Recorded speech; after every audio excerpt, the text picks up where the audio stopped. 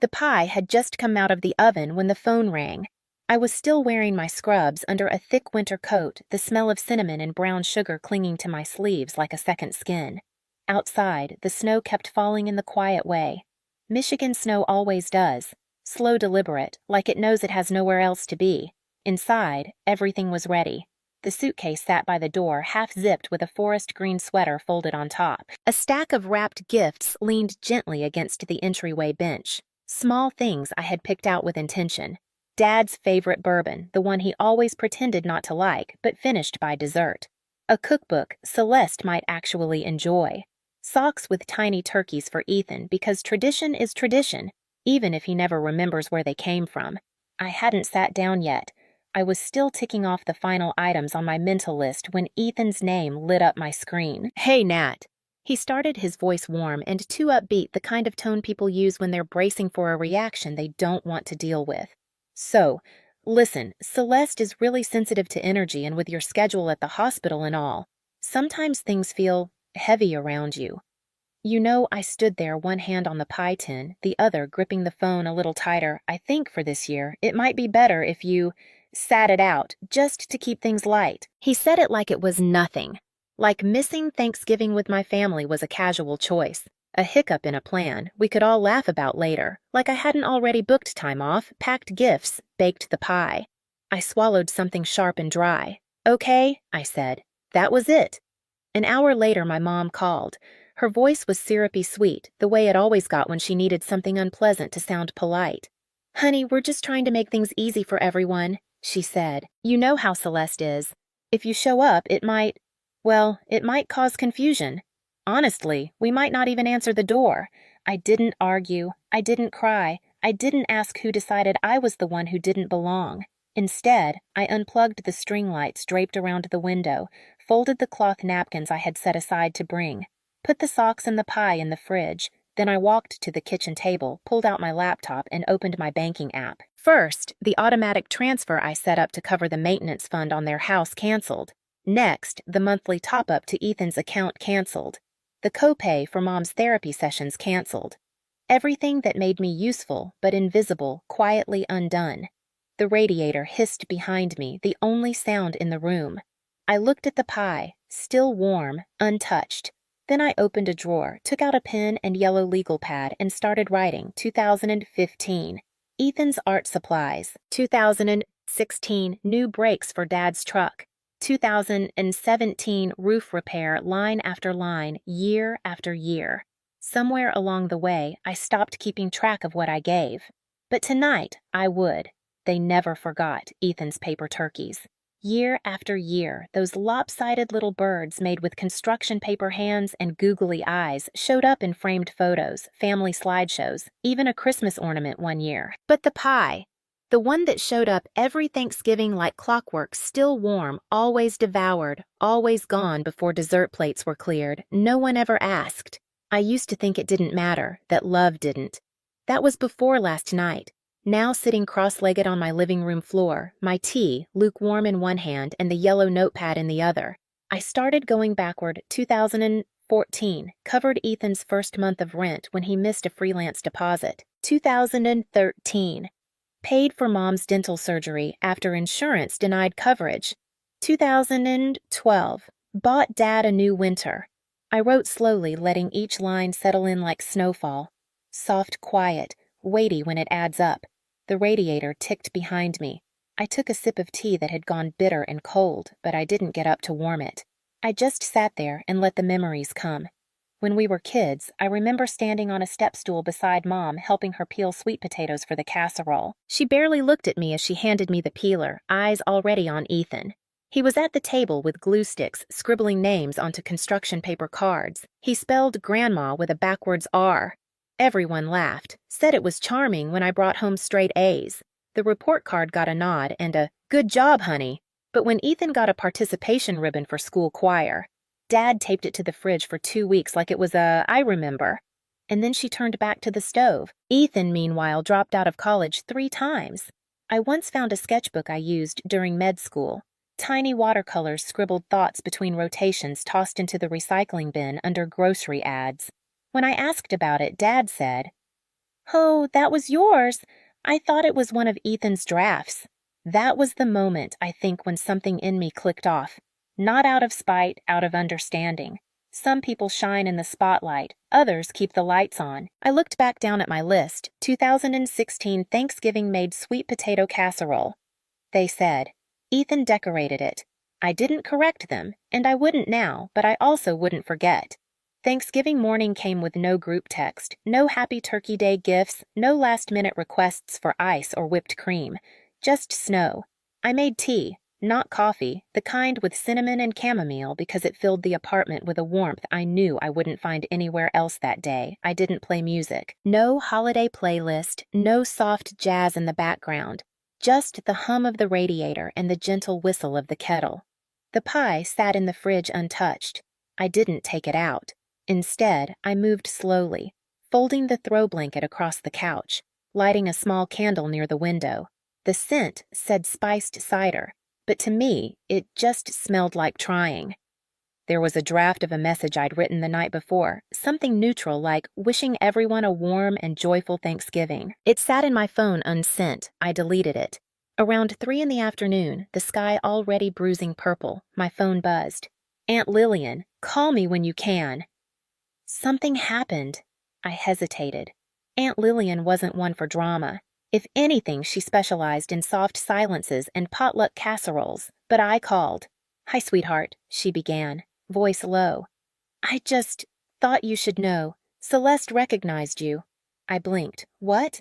She saw your photo, the one on the mantel. From that birthday party, you were maybe 9. You had on that big green sweater. She said, That's Dr. Natalie Hartman. She saved my grandmother's life. I didn't speak. She said it just like that, out loud.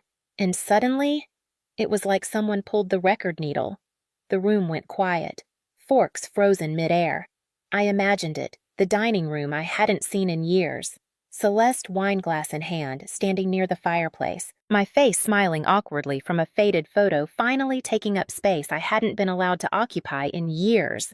What happened after I asked? Aunt Lillian exhaled. She asked if you were the sister they always talked about. I don't know what they said, but she gathered her things. Thanked everyone left. That would have been enough. But later that evening, Celeste posted something, just a few lines, no names, about seeing through silence, about remembering who showed up when no one else did. By morning, it had over 1,000 shares. She had followers, apparently, the kind who read between the lines. Art patrons, gallery folks, people who'd once believed in Ethan's vision. I stood in my apartment holding my phone, blinking at the screen. A message had just come through. Subject, Let's Reset Things, from Mom, CC'd Dad and Ethan. I didn't open it right away, just stared at the bold text floating in my inbox like a life preserver tossed too late. The irony wasn't lost on me. They told me I carried too much, that my energy was too heavy. And yet without me, everything crumbled under the weight of what they'd tried to forget. I stared at the email longer than I should have. Let's reset things. That was the subject line. Vague, polished, unapologetic, like a scented envelope masking the stench of rot. Inside, the words flowed like they always had, measured warm in tone, empty in content. My mother's voice, my father's phrasing, Ethan's indifference woven between the lines. A family committee assembled to perform unity, paragraph after paragraph of soft concern. We've all been under a lot of pressure. We'd love to reconnect. I almost believed it. Until paragraph 4. We'd appreciate it if you could clear things up with Celeste. She's misinterpreting some things. Ethan's reputation is being affected in his professional circles. There it was. The ask. Not, how are you? Not, we're sorry. Just a request to clean up the mess they created without getting my name dirty. Of course, I closed the laptop slowly, like setting down a piece of fruit that had gone bad on the inside. By mid-afternoon, the sky outside had turned that dull November gray, and the radiator let out a hiss like a warning. I was sitting by the window with a new cup of tea when my phone rang again. Not Ethan, not Mom. A number I recognized from the hospital switchboard. Dr. Hartman came the voice on the line. This is Craig Weller. I'm the admin who introduced you at the gala last spring. My back straightened. Yes, of course. Is everything all right? He paused.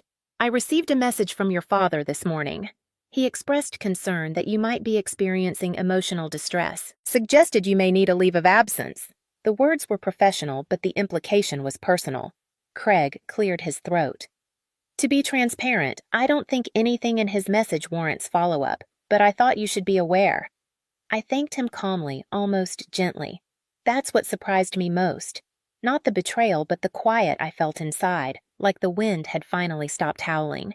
After we hung up, I sat still for a while. My tea cooled again. I didn't warm it this time. I stood up and walked to the fridge. The pie was still there, still untouched. The crust had gone soft. It sagged slightly on one side, as if it too had grown tired of being ready for people who never showed up.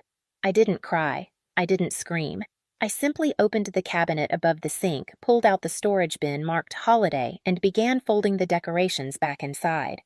The napkins, the garland, the little felt turkey I'd bought at a fall market 5 years ago. One by one, I placed them carefully, not with anger, but with the kind of reverence you give to things that once mattered.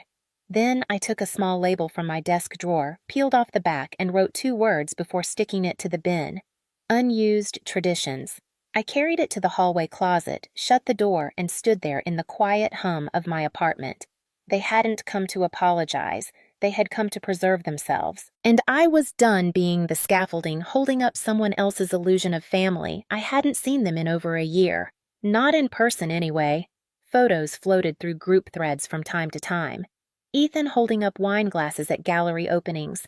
Mom grinning beside some neighbor's new puppy dad in the background with his familiar half-smile. But I hadn't looked at them in months. That Sunday I didn't have to.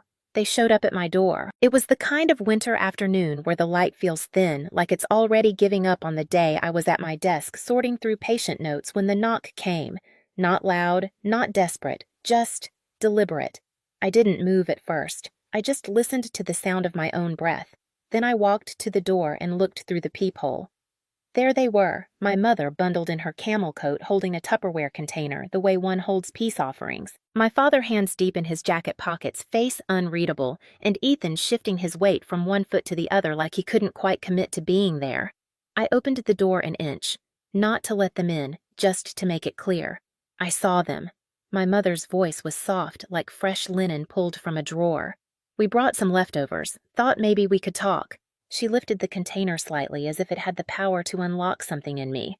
I said nothing. Ethan wouldn't meet my eyes. He looked at the floor like it held all the right answers. Dad gave me a nod that might have meant hello or let's get this over with.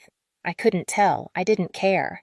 I studied their faces, not for affection, not even for apology, just for clarity. And what I saw was discomfort, not remorse, strategy, not sorrow. They weren't here because they missed me. They were here because the fallout had grown inconvenient. That's when I understood something I'd been circling around for years. You can be generous, kind, essential, but to people who only see your usefulness, your absence is more threatening than your presence. I didn't step aside. I didn't ask what they wanted. I just said it. No, no. Explanation. No, raised voice. Just one word. Like closing a book after the last line has already been read. Mom blinked. Her mouth parted, then closed again. Dad frowned barely. Ethan looked like he might speak, but didn't. I shut the door slowly, locked it, turned away. From behind the wood, their voices started first quiet, then sharper, then gone. The scuff of shoes on the mat, the muffled sound of footsteps fading down the hallway. I walked back to my desk and sat down. My tea, still warm this time. Across from me, on the shelf, sat Celeste's letter. I hadn't framed it yet, but I would, and maybe I'd hang it where the family photo used to be, because some stories are meant to be kept, others are meant to be rewritten. The snow was thinner now, more suggestion than storm. It had been 2 weeks since Thanksgiving, and the city was caught in that quiet lull between holidays where every storefront smelled faintly of pine, and every morning felt like it arrived a little too early. I was sitting by the window in my flannel pajamas, a mug of strong coffee warming my hands. I'd finally stopped adding cinnamon out of habit. This cup was just coffee, plain, honest enough. Work had resumed its steady rhythm. Patients, rounds. Quiet moments, one of them, a woman in her late 80s, had looked at me during a routine vitals check and said, "You look lighter, honey. Did something good happen?" I smiled, not because I had an answer, but because someone had noticed. That afternoon, a small padded envelope arrived, no return address, just my name written in careful slanted handwriting. Inside was thick ivory stationery and a letter in ink slightly smudged at the corners. It was from Celeste. She wrote about her grandmother, how she still practiced yoga twice a week, still insisted on picking her own fruit at the farmer's market every Saturday. Then she wrote this. You didn't just help her stay alive, you made her feel like she still belonged, like someone hadn't given up on her just because it was easier. I read the letter twice, then again. She hadn't written to flatter me. She had written because she saw me. Because for once, someone outside the family story had chosen to name the truth. I framed it that evening, placing it on the wall just above my desk, where the morning light could catch the glass and remind me quietly daily that not all validation comes from the places we expect it. Later that week, another email arrived from my family. Shorter this time, less polished. We miss you. We didn't mean for things to get so far. Please ask Celeste to take her post down. Ethan's struggling. It's hurting his chances. There it was again, the apology that asked for something, the grief that wasn't theirs to claim. The cost of being inconvenient, now counted in dollars and deals. I didn't respond. Some silences aren't gaps. They're boundaries. Some bridges aren't meant to be rebuilt, not out of anger, but out of respect for the version of yourself you fought so hard to become. That night, I sipped my coffee, slowly eyes on the framed letter, and for the first time in years, I didn't feel the need to explain anything to anyone. I didn't need their permission to matter. I didn't need their version of love to feel whole. The snow outside blurred the edges of the street, softening every outline, and I whispered more to myself than to the room. That's enough now, because it was. Not all healing looks like closure. Sometimes it's just walking away and finally feeling light. If this story made you feel seen, you're not alone. Thanks for listening, and if you'd like more stories like this, we'll be here.